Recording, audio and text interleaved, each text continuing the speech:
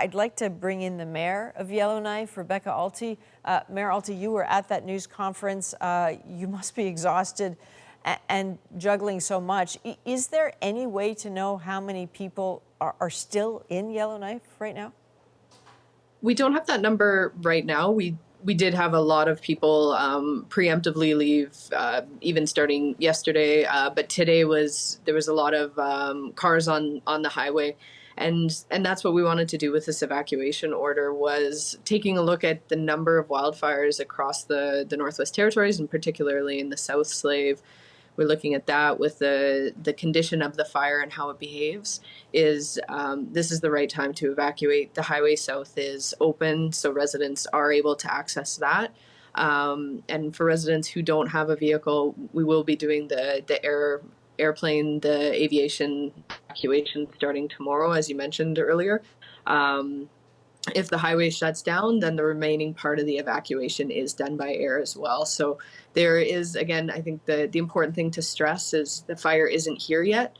We're doing this ahead of time so that we're able to complete the evacuation before the risk continues to move. And certainly, while, urging people obviously to be calm and kind to each other, heard that many times during the news conference.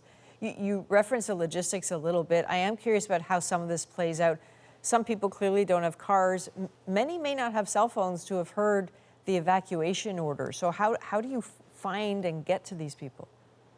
Yeah, the information will be going out in a number of different ways.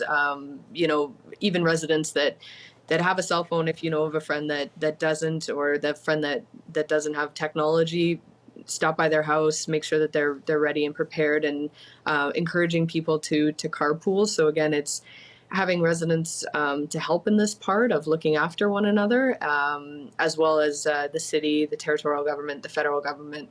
We're all part of this evacuation plan, so we're all working together on the logistics and getting the information out. Can you open a window for us? As mayor, what are you juggling right this moment? The city and the N.W.T are working on this evacuation plan together.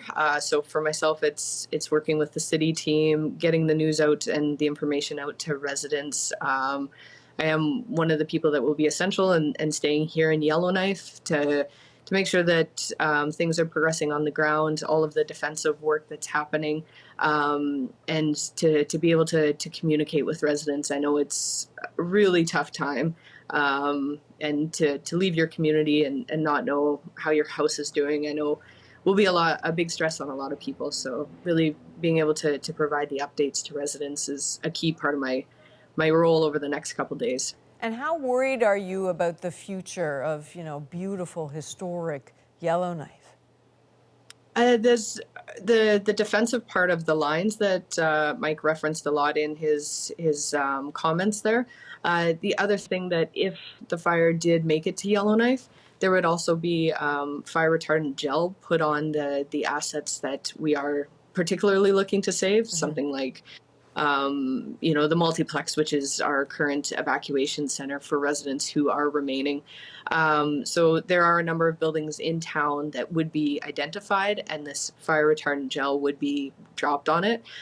It was used in Bechico very successfully. Bechico is about an hour away. It was impacted by wildfires at the end of July, and the gel was saved their structures. So there's a lot of work happening defensively, and if the fire makes it here, the steps that would be taken at that point.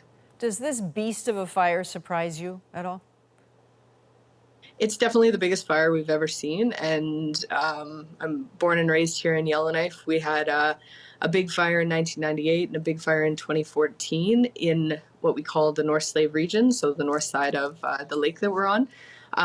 But it's generally been near the community of Bechico, again, the community that's an hour away.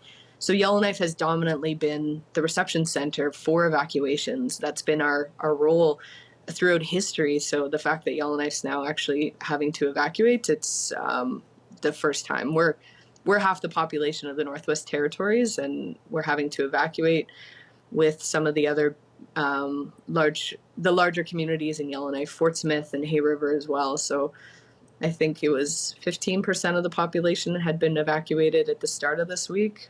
We're 50% of the population. It's big for the Northwest Territories. It's awful.